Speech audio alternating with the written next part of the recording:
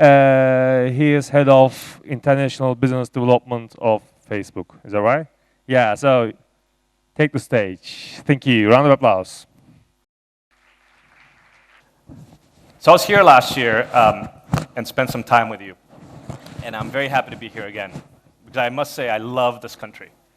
This place is amazing. Not only because I can come here in the summer and bask by the Bosphorus and enjoy some time with my friends, and I have a lot of Turkish friends, but because this country reminds me of what an entrepreneur is all about, multiplied times a whole nation. The vibrancy that I feel when I come to Istanbul, the people that I meet when I come to these meetings, it's amazing. And I think a conference like this proves what the future Turkey is all about.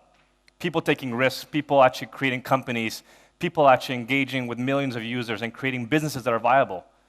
To the point where VCs in the US begin to notice, and Kleiner Perkins comes and invests in Turkey, or Intel, or any of these big funds that are actually realizing that the sexiest place to be right now to invest in technology is Turkey.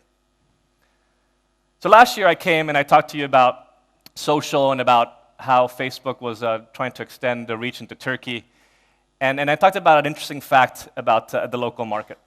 At that point, I said that Galatasaray was the largest sports team on Facebook, which I quickly got corrected by the head of Barcelona social media, who told me that the week before they had actually passed Galatasaray and were now the largest football team on Facebook. And I posed a challenge to the audience. I told you that Turkey was one of the most viral countries in the world. And I challenged you because I've realized that Turks are passionate about three things. Facebook, their family, and football teams. So I asked you to define how viral you could actually be, to prove to me that you could actually grow this fan base into the largest in the world. So how did we do? So Galatasaray grew from 4.6 million to 6 million fans in the last year, since last Webrazi. Fenerbahce grew from 3.1 million to almost 5 million. So if you think about just pure growth, I think the Fenerbahce fans did a bit better. My friends in Barcelona, however, did much, much better. Not only did they win the Champions League, they also managed to become the largest sports franchise on Facebook, bigger than any NBA team, bigger than anything else. They're now at 20 billion fans. It's amazing, right? The ability to connect people around a common passion, which is sports. And I really think that's what Facebook does. It connects people around a common passion, and that passion is powered by what we call the graph. So I just wanted to check in on last year and the homework that I left for you. So in American grading terms, I'd give you a B-. So let's see if between now and next year we can do a bit better. So let's talk about the graph and why I think it's actually probably the most amazing tool for entrepreneurs today. And let's talk first about what the graph means. When Facebook talks about the graph, we're usually talking about the interconnection between people and the conversation those people have, the sharing that they do, the pictures they share, the games that they play. And all this is powered by an identity that sits at the core. The fact that you are a real person and you're connected to your best friend and you're connected to your other friend. And that multiplied times 800 million people generates this amazing graph around the world. And so there's a lot of rumors and speculations about how powerful that graph is in Turkey. I talked last year about how Turkey was an amazing place and was definitely one of the most important countries for us in the world. We heard social bakers talk earlier on about some of the engagement metrics that they see in Facebook and, on Facebook and the growth they've seen from brands in Turkey. But we've actually never formally said how big we are in Turkey until today. So today I can actually formally state that in Turkey you have over 30 million users on Facebook logging in, and half of those log in every single day. To put it in context, you're neck and neck with the UK. To put it in context, that makes you one of the top 3 countries on the platform. So think about the number of users on the internet in Turkey, and think about the percentage of those users are actually on Facebook. It's amazing. I was walking through a coffee shop earlier on today, and 2 different conversations were about Facebook. And you walk around the street, and I've heard that apparently it's not called Facebook, it's just called to face, so I'll face you later. It's actually become a cultural norm of who you are. And it goes back to, I think, this identity that I talked about last year as well, of a viral culture that exists, right? People in Turkey like to chat and have tea and have raki together and converse, and we're a conversation platform, which happens to unite 30 million of you, with half of those coming back every single day, and sharing content like nowhere else in the world. So the graph is strong here. much like the Force is strong with Luke. And I think that's where the opportunity comes for entrepreneurs and for brands to engage. So when I talk about the graph, I talk about the social graph first, which is identity, the people. The fact that you have 30 million people, real Turks actually on this platform. And that's the social graph, which is then linked to what I call the object graph. And the object graph is any single URL on the web having a social identity, be that a video in Isla Sene, or be that a news story in Hurriyet, or be that a picture that you posted. And the connection between these objects and these people is what actually makes the graph. It's the way you share content. And so last year, if I'd been here, I would have talked about the like button and how the like button was actually what linked people with objects. And that's what I call the interest graph. So when I'm browsing around the web and I'm clicking on the fact that I like a Rihanna video on one site and the fact that I like a specific book or that I read a specific article, that becomes part of my identity, and I carry that with me throughout the web.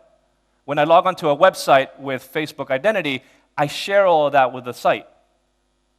So the challenge to you is understand this identity and this interest and do something valuable with it. Based on that identity, give me something magical back. Because this graph is really sits on top of this platform, these building blocks that we give entrepreneurs and brands to build experiences, to build social experiences, to build magical experiences, in which a combination of identity and objects come together to create something that actually excites me. We saw Zynga speak earlier about their games and the massive engagement they received. And the simple thing that Zynga did initially is that they put your friends at the center of the game. You were no longer competing with a random person, you were competing with your neighbor, with your office mate, with your best friend. And that completely changed the dynamics of how you thought about your competitors and who you were winning and betting against. What we did well with pictures was to actually allow you to tag your friends in pictures and link your identity to that object, the picture. We're now the largest photo website by far. We get 250 million pictures per month uploaded onto the site. And so the platform, as we call it, is this toolkit in which you can bring together these three components to actually build experiences across the web. So let's talk about what we've just done. 2 weeks ago, we had F8, which is our big event. It's the annual developer conference in which usually we announce things that provide a step change for our company. In the first F8, we announced the social graph. The second F8, we announced Connect and the ability to take that identity onto the rest of the web. The next F8, we actually launched the like button and the open graph. And 3 weeks ago, we actually announced an extension of the open graph, an ability for you to create a whole new category of social experiences that connect identity and objects, but no longer force you to use the verb that we dictated, the like button, but actually allow you to use any verb that you want. And these verbs actually become much more relevant to what you're doing. You're not liking a song, you're listening to a song. You're not liking an article, you're reading an article. You're not liking a video, you're watching it. You're not liking a recipe, you're cooking it. You're not liking a dress, you're lusting for it or wanting it or loving it. And with this new functionality, we've given a whole new lexicon, a whole new ability for applications to actually really tap into that interest between the object and the person. So we launched with a number of partners, and I'll talk about those later, but all these partners sat down and thought about what's the verb that best captures the emotional state that my users are going to have with these objects. So start thinking about those verbs, and we'll come back to those at the end of the conversation, because it's those verbs that I think are going to change the new evolution of the social platform into something that's much more personal, much more relevant to the objects. And the way you'll consume these new experiences is through what we call the timeline. The timeline is the new profile on Facebook, the new way in which you share your life with your friends. It's the new life that you actually want to visually portray and actually highlight. And it starts with this beautiful picture, which is what we call the cover photo, and the cover photo can represent who you are. So this happens to be the beach in my home country of El Salvador, which is the one place that I love to go hide away from the world. And every time I look at it, I have to smile because it reminds me of my childhood. And then you have your identity picture, that picture that follows you throughout the web, and it's how people recognize you. My colleagues call that the Mad Men picture. And beneath that, we have what we call the timeline, which is a time-sequenced list of activities. If you're on Facebook today and don't have timeline, try going back to a post from a month ago. It's impossible. You're like scrolling, scrolling, scrolling, scrolling. You might get there. Now we've added a very simple navigation so you can go back in time and highlight the things that matter to you. Highlight not only what you were listening to or reading at the time, but also moments in your life that really mattered. So go back to when you graduated from university. Facebook didn't exist, but I'm able to go back and make that a milestone in my life. Or actually a more recent milestone, which is the birth of my daughter. And you share that and you make that a big poster that says, this moment of my life mattered. You, my friend, who gets to see my profile, should know that this moment in my life was a milestone. And a milestone can be a new job, a new house, a new country that you live in, the birth of a child, a wedding. The experiences through our daily life that aggregated up make us who we are. And over the next couple of weeks, we'll start rolling out Timeline to users. And you'll start to be able to craft and spend time and add pictures and old pictures and mark milestones. And it really becomes a great exercise of personal memories, but also of personal curation of who you are. So the first question I get is, does that mean I can go back and erase the pictures from my university days that I don't want to share? And actually, Timeline gives you that as well. It allows you to go line by line and decide whether to delete it, or actually to decide how broad or how narrowly you want to share that specific picture. Maybe you only want to share your college pictures with your college friends. Maybe you want to share them with everybody. It's up to you. So the level of control that Timeline gives you is amazing, but it's also rich visually and rich in terms of actually emotional engagement. Developers can actually access Timeline today, and as I said, users will start accessing it over the next couple of weeks. But behind Timeline also sits the discovery mechanism for this new type of social application that I mentioned. Because as you go through life, the articles you read a month ago are not the same articles you're reading today. The TV shows that you watched a year ago are not the same TV shows you'll watch today. Same thing with songs. So as you go through your real life and you're listening and consuming content and sharing it with your friends, that'll get cataloged. And that'll be discovered by your friends through two different ways. One, on the right-hand side, what we call the ticker, which is kind of the real-time feed of what's going on, and secondly, in the news feed. So in the ticker, you'll see actions that are as they happen. Tom just read an article on The Guardian. Or Simon just listened to a song on Spotify. And these are experiences that catch your eye, and you decide whether you want to get immersed or not. So let's say I actually like what Simon's listening to, and I decide to click on it. I immediately get taken to Deezer or Spotify or Rdio or all these music services that we launched with, and I start listening to that same song.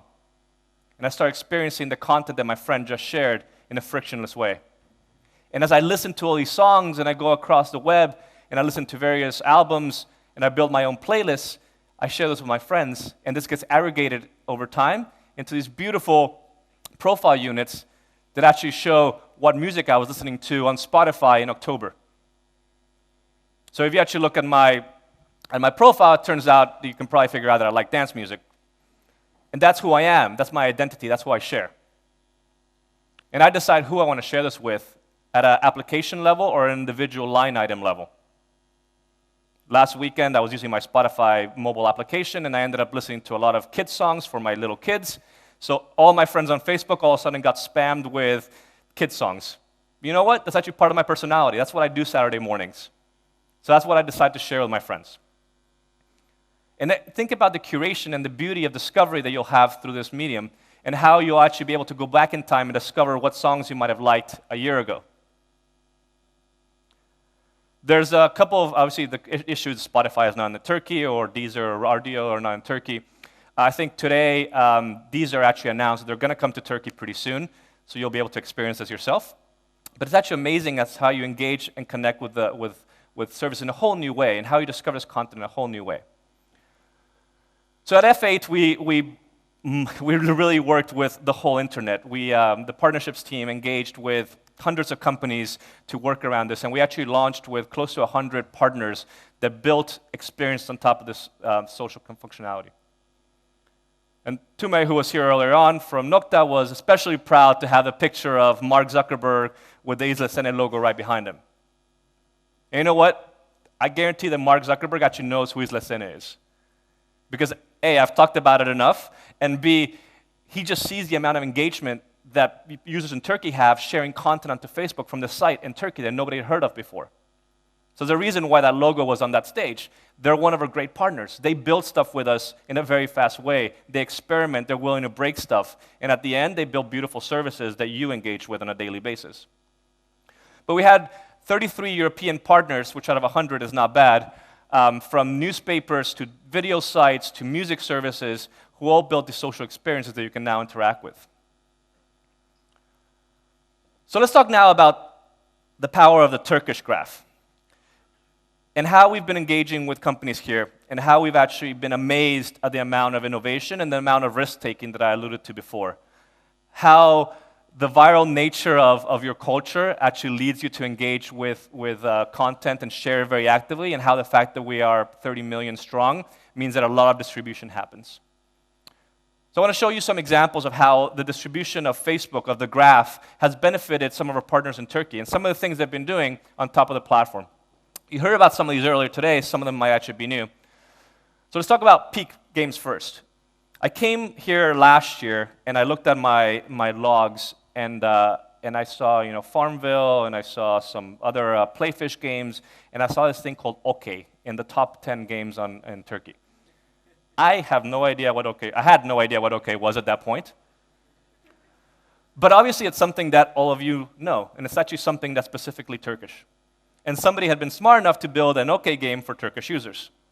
And lo and behold, it actually grew quite quickly, and they learned how to monetize it in interesting ways. And now I think there's like 4 or 5 different OK games on Facebook. But I think the OK game itself ended up rolling up into what is now Peak Games, which is actually a fantastic company. A bunch of guys in Turkey have built a company that has 12 million monthly active users across the world. And they're very smart about focusing on games that are relevant to local culture, be that the games they build for Turkey or be that the games they distribute for other people in the Middle East. And they're a great example of how people are now beginning to think at a micro level. The majority of people on Facebook, the majority of your friends are inside your country and probably inside your city. So shouldn't developers actually talk to people in a very local way? Shouldn't people actually build applications that are relevant to you in Turkey and to somebody in Italy? One of the leading applications in Italy happens to be the Calcio fan. It's an application in which you manage and control your following for your passion in Italy, which happens to be football. That's somebody understanding what actually drives the local passion. And I usually say that my job is really fun, but my job is actually to be a herder of passions, to find people like Peak Games that tap into this local passion and then build experiences so that you can laugh when I talk about OK, because me, the Salvadorian guy, has no idea what that is, but you all know what it is. Isla Sene, we talked about last year, and I talk about it again, just because it's an amazing story of a local company that identified an opportunity to deliver a service with local content and local engagement. And 3.7 videos per second get shared from Isla Sene to Facebook. Every second, one of you is clicking share or like on that video, and it's actually getting posted to Facebook. And once it's on Facebook, people comment and reshare and like it, and that drives it to a massive amplification. On a monthly basis, they have 50 million videos watched on Facebook. I guarantee that that's a number that another video site based in California is very jealous of. That's huge. I mean, this is stuff that actually makes investors be quite impressed. 50 million videos of music content, of ads, of funny things that happened are actually watched on Facebook from a company based out of Ankara. Once again, tapping into that local graph, into a local understanding of how to build for what's relevant for the user. MyNet, the leading portal in Turkey, who's actually been quite aggressive at working with us and building experiences. They have pages on Facebook, they have games they've built themselves, they've integrated with their video player. Over the last year, since we started working with them, the growth of traffic from Facebook to their video site has been over 120%. Once they realized the growth of the graph, they decided to build on top of it, and they just actually rode along with it. And so my challenge to you is think about the continued growth of the graph. Think about how those 30 million people are going to be consuming and engaging with these new types of applications and build for it. Or Hürriyet, the largest newspaper site, who all they did was add a simple like button. Right? It really is one line of code. But every single article has a like button. And that like button leads to a lot of distribution. People actively, I don't know what it is about you Turks, you have absolutely no issue with clicking the like button like it's going out of style. And you share that with your friends, and then people comment on it and share it. Amazingly, two themes seem to emerge in terms of content being shared: football and politics. So maybe that's some insight into the culture as well. But once somebody sees it on Facebook, what do? They click back onto it to go and read the article. And we're actually one of the leading sources of traffic back to their site, from one line of code on every article, right? The like button. We generate 1 million links back to Hurriyet per month, which in terms of their absolute traffic is quite significant. So even if it's just simply thinking about distribution through the like button or social plugins, or is actually building a rich application on top of Facebook, think about the power of the graph and think about how you can leverage it. It's free. Use it. We're giving you a network of users that can actually distribute on a global basis. And actually, technically, it's not that challenging either. But it really takes a bit of understanding about the three buckets that I talked about: identity, objects, and the interest between them, and how our platform makes it possible. Who here watches Star Academy? Oh, come on, I know you do. So obviously, it's a TV show in which people try to pretend they have talent, and you get to vote for them. And we've been working with producers and broadcasters around Europe to actually take something that was very old school and make it more social. All these shows around Europe had voting mechanisms via SMS and phone call. But I'm sorry, but what 18-year-old is going to pick up a phone and dial a number to actually make a vote? Probably very few. And so our proposal to the production companies was to actually build a social voting experience where you are probably on Facebook already while you're watching the show. Why wouldn't you just simply go to a Facebook app and click on vote and actually pay for that vote with Facebook credits? And so we started that with Big Brother in Germany and then Big Brother in the UK. We're launching with a couple of other shows in Spain, Netherlands. And here in Turkey, which is one of the first countries to do this, we launched with Star Academy. And they integrated a voting mechanism which led to 8 to 10% of the total votes to be cast via Facebook. Think about the implications of this. You were able to take 10% of a TV audience and take them to an app to do an action. I'm pretty sure most advertisers would love to take 10% of the people that saw an ad and have them do an action. And all the people did was simply click on the vote, spend the credit, and off they went. But here's where the social component comes in. If you used to pick up the phone or SMS, nobody knew that you voted. When you vote via this application, you're telling 130 of your friends. And then a discussion starts. How could you vote for him? He sucks. Why didn't you vote for her?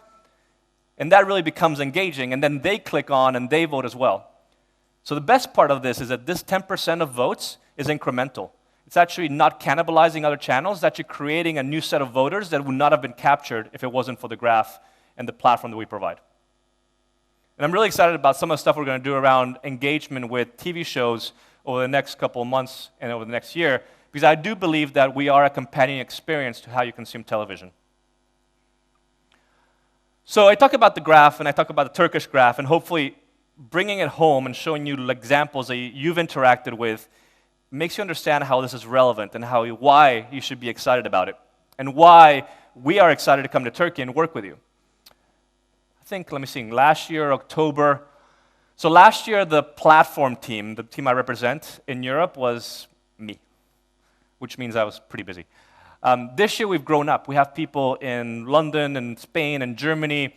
We're actually trying to hire people in Nordics. And we have Amina, who's somewhere in the back, who's actually based in Paris, but she really lives on a plane. And Amina's committed to be in Turkey every single month, working with the people she's meeting today to go build these experiences. And we have engineers in Europe that are willing to work with partners. So when Izlesene was building this application that we launched 4 weeks ago, they had a direct phone line to an engineer in London who was sitting there 3 in the morning, because I was with him, coding it the day we launched and hitting go. So we're trying to get closer to our community of developers. We're trying to get closer to people who are willing to experiment on the platform by giving you support, by actually working at a local level with you, by coming to these conferences, by actually doing the garage that we're hosting tomorrow. So in case you don't know, we're holding an event tomorrow for developers, and I mean true developers. This is going to be code being written on stage live. So, and we're hosting about 300 people, and the idea is to actually teach the developers in Turkey how to build these applications. And we're bringing, I believe it's about 7 or 8 engineers from Dublin, London, and the US to Turkey to sit with 300 Turkish engineers to go build together. We want to be a lot more active about that. We actually want to bring the platform to you. I have a big thing written on my whiteboard in my office that says, you do not need to go to California to partner with Facebook. And what we want to prove to you is that we can come to you and we can give you the tools to actually go build these applications and actually leverage this power. So my challenge to you, or my request this time, is to help us build the social web.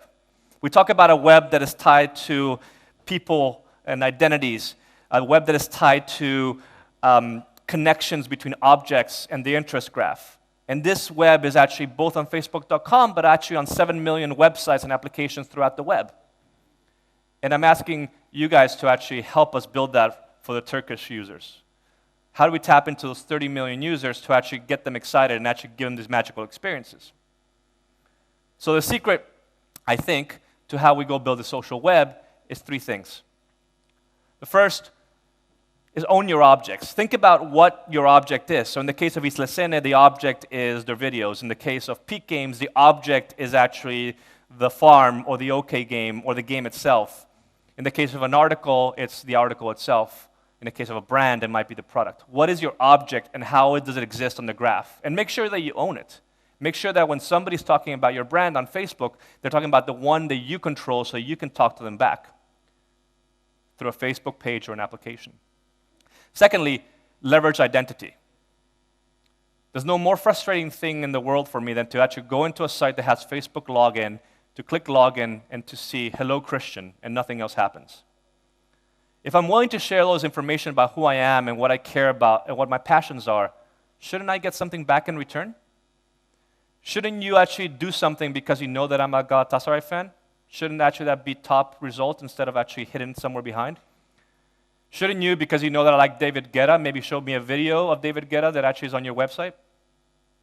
Shouldn't you, because you're actually doing a concert for a specific artist, target me because you know that I happen to like that artist? Think about the identity that I'm sharing as a user and tap into it. And build around interest around that. Build the verbs that are actually going to connect people with those objects in the right method. And like I said before, it might be read, listen, or watch, or it could be any verb you want to come up with. What is the verb that is actually going to emotionally attach me to the brands and the objects that you own? And I think if we actually do this, and we think about these social experiences being built around identity, objects, and interests, the way in which we as users consume the web is going to change dramatically. When I come next year, hopefully, we'll have a lot more examples of how you guys have tapped into this graph. How you actually, there's 10,000 other examples of people having a completely new experience and new companies being funded, and Kleiner Perkins and Sequoia and Intel Capital and Naspers all getting excited about the fact that Turkey is the hottest market they want to be in. And actually there's a room full of people that they can invest in. I love my job because I get to interact with amazing entrepreneurs around the world. And I'll say it again, I specifically love this country. This is one of the places where I come to get refreshed and to get me excited about what is possible. So I look forward to coming back again next year, and I thank you for your attention.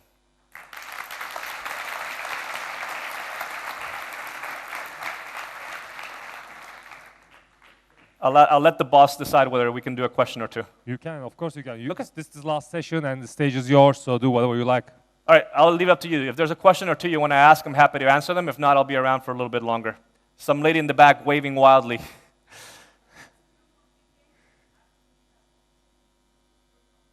Actually, we have 16 million monthly active users, not 12.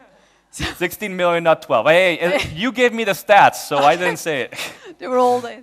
Okay, thanks. Any questions? Don't be shy.